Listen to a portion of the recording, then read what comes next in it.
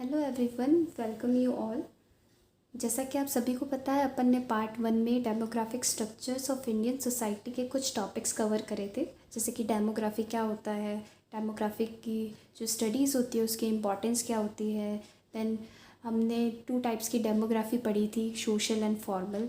फिर उसके बाद हमने दुर्कहेम की जो वेरिएशन ऑफ सोसाइटल रेट्स पे जो थ्योरी थी हमने वो पढ़ी थी। दैन उसके बाद हमने Malthusian theory of population growth पढ़ा था, जो कि सबसे इम्पॉर्टेंट टॉपिक है इस चैप्टर का। तो अभी अपन criticism of Malthusian theory cover करने वाले हैं। उससे पहले अपन माल्थुसियन थ्योरी को एक बार वापस रिवाइज करेंगे कि माल्थुसियन थ्योरी थी क्या, फिर उसके क्या क्रिटिक्स आए। सो माल्थुसियन थ्योरी की अगर हम बात करें तो जो माल्थुसियन थ्योरी थी उसमें उन्होंने क्या कहा था कि जो हमारा ह्यूमन पॉपुलेशन है वो बहुत रैपिडली इंक्रीज़ होता है, और जो हमारे सब्सिस्टेंस है, मतलब कि जो हमारे रिसोर्सेज हैं, वो बहुत स्लो प्रोसेस से राइज होते हैं। ठीक है। उसके बाद इन्होंने ऐसा कहा था कि जो हमारी पॉपुलेशन है, ह्यूमन पॉपुलेशन है, वो एक ज्योमेट्रिक प्रोग्रेशन पे राइज होती है, और जो हमारे सब्सिस्टेंस है वो हमारे अर्थमेटिक प्रोग्रेशन पे राइज होता है। देन उसके बाद इन्होंने कुछ चेक्स बताए थे, like preventive check and positive check. ठीक है। उसके बाद इन्होंने कहा था कि प्रिवेंटिव चेक में क्या आता है, हम किसी तरह से बर्थ को कंट्रोल कर सके, लाइक कॉन्ट्रासेप्टिव मेथड्स ले लिए, लेट मैरिजेस ले ली, और उसके बाद भी जैसे हम अगर सिंपल लिविंग लाइफ स्टैंडर्ड रखें, हमारा सिंपल लिविंग रखें, तो भी हम एक प्रिवेंटिव चेक ले चल सकते हैं। और पॉजिटिव चेक की अगर हम बात करें तो पॉजिटिव चेक में क्या आता है, नेचुरल डिज़ास्टर्स, पैंडेमिक वगैरह, जिससे पॉपुलेशन अपने आप ही कंट्रोल हो जाती है। नाउ अब हम पढ़ेंगे कि माल्थुसियन थ्योरी के क्या क्या क्रिटिसिज्म रहे थे। तो पहला क्रिटिसिज्म इसका ये रहा था कि many theorist claim that economic growth could overtake population growth. बहुत सारे थ्योरिस्ट का ये मानना था कि जो हमारी इकोनॉमिक ग्रोथ है वो कभी पॉपुलेशन ग्रोथ को ओवरटेक कर सकती है। इकोनॉमिक ग्रोथ क्या होती है, जो भी हमारे गुड्स हैं, जो भी हमारा गुड्स या प्रोडक्शन होता है, एक साल में हो रहा है वो दूसरे साल में बढ़ रहा है। ठीक है। तो ये इकोनॉमिक ग्रोथ होती है। तो कुछ थ्योरिस्ट का ये कहना था कि जो हमारी इकोनॉमिक ग्रोथ है वो कभी आगे चल के पॉपुलेशन ग्रोथ को ओवरटेक कर सकती है। तो इन्होंने माल्थुसियन थ्योरी को क्या गलत कहा कि नहीं, ये तो गलत है। सेकेंड, फॉल्स ऑफ इस theory was provided by historical experiences of Europe. इनकी थ्योरी को कुछ गलत साबित कर दिया था, जो यूरोप में हिस्टोरिकल एक्सपीरियंस थे उसके कारण इस थ्योरी को वापस गलत साबित कर दिया था कि ये थ्योरी तो वर्क करती ही नहीं है, इन्होंने गलत बताया। Third, pattern of population growth was change in late 19th and 20th century. जो पॉपुलेशन ग्रोथ का पैटर्न था वो चेंज हो गया था 19th और 20th सेंचुरी के बीच में। उसमें क्या हुआ था, जो हमारी बर्थ रेट थी वो डिक्लाइन हो गई थी। ठीक है।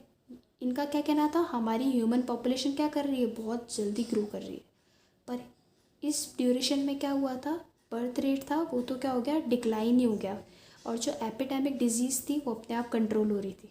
ठीक है। Fifth, prediction was proved false. जो भी इनके प्रिडिक्शन थे वो क्या गलत साबित हो गए थे, कि ये जो इन्होंने भी प्रोडक्शन दिया ना कि ह्यूमन पॉपुलेशन ज़्यादा ओवरटेक कर लेगी हमारे एग्रीकल्चर प्रोडक्शन को, तो इनके फॉल्स हो गए थे कि हाँ इन्होंने गलत बताया। Because both food production and standard of living continue to be rise despite the rapid growth of population. ये इसलिए गलत हो गए थे साबित क्योंकि 19th सेंचुरी और 20th सेंचुरी में जो हमारा फूड प्रोडक्शन था और जो हमारा स्टैंडर्ड ऑफ लिविंग था, मतलब कि जो हमारा फूड प्रोडक्शन का स्टैंडर्ड है, ये दोनों ही राइज कर रहे थे। ठीक है।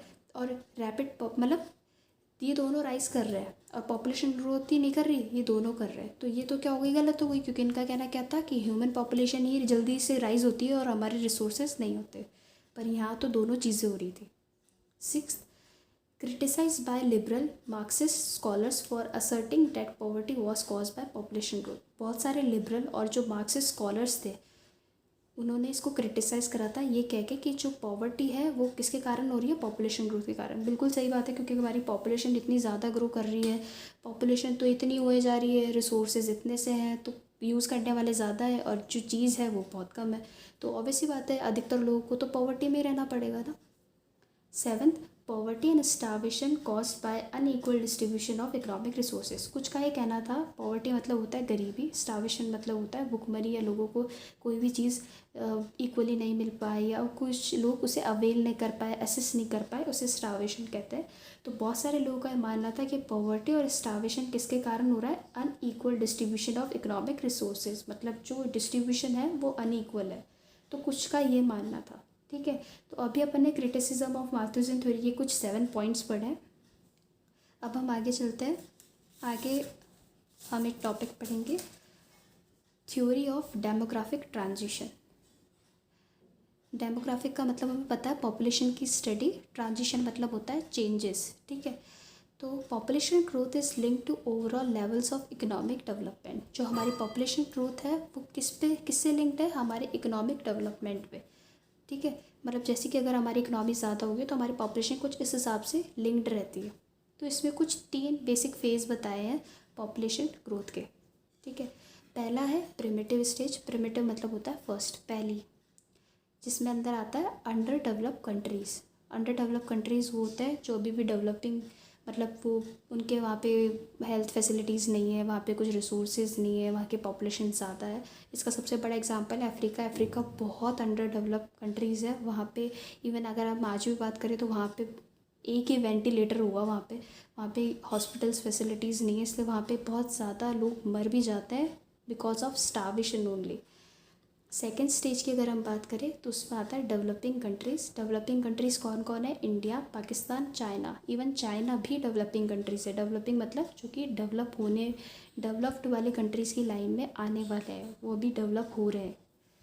थर्ड स्टेज है डेवलप्ड कंट्रीज़, मतलब कि वो पूरे डेवलप हो चुके हैं, उनके पास सब कुछ फैसिलिटीज़ है। उसका सबसे बड़ा एग्जाम्पल है यूएसए एंड यूके। यूएसए मतलब कि अमेरिका, उसके पास बहुत सारी पावर्स है, वो हर तरह से डेवलप्ड है आज के टाइम पे। Second, now next is underdeveloped countries, that is अपन ने इसमें अफ्रीका के बारे में पढ़ेंगे। मैंने तो एग्जांपल लिखा है अफ्रीका, ऐसे बहुत सारे कंट्रीज़ है जो अंडर डेवलप्ड है। सो इधर क्या होता है, जो बर्थ रेट है वो तो हाई रहता है because people are not educated and unaware of having small families.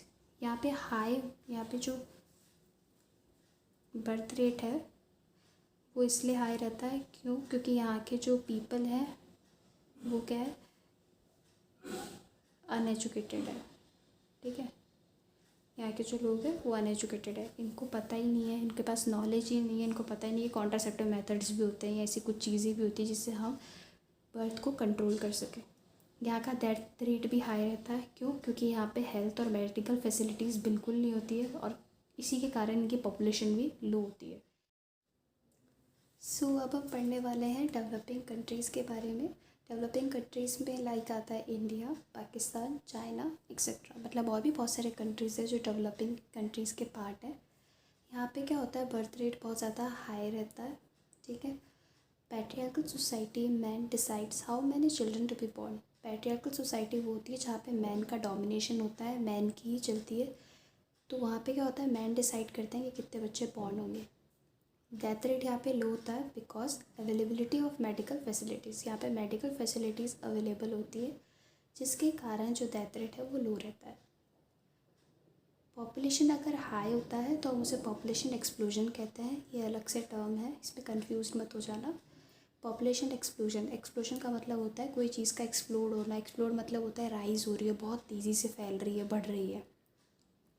फिर यहाँ पे दूसरा टर्म दिया हुआ है डेमोग्राफिक डिविडेंड। डेमोग्राफिक डिविडेंड क्या होता है, when working population increases more than non working population, मतलब वर्किंग पॉपुलेशन बहुत ज़्यादा इंक्रीज़ कर रही है और नॉन वर्किंग क्या है, बहुत ज़्यादा कम है। ठीक है, सो हमने डेवलपिंग कंट्रीज़ के बारे में पढ़ लिया। अब हम पढ़ेंगे डेवलप्ड कंट्रीज़ के बारे में। यहाँ पे क्या होता है, डेवलप कंट्रीज़ में यूएसए, यूके का अपन एग्जाम्पल लिया है, बट ऐसे बहुत सारे और भी कंट्रीज़ है जो डेवलप्ड है। यहाँ पे बर्थ रेट क्या होता है, लो होता है, यहाँ मैंने गलत लिखा हुआ है, it will be low. Death rate भी यहाँ पे क्या होता है, लो होता है।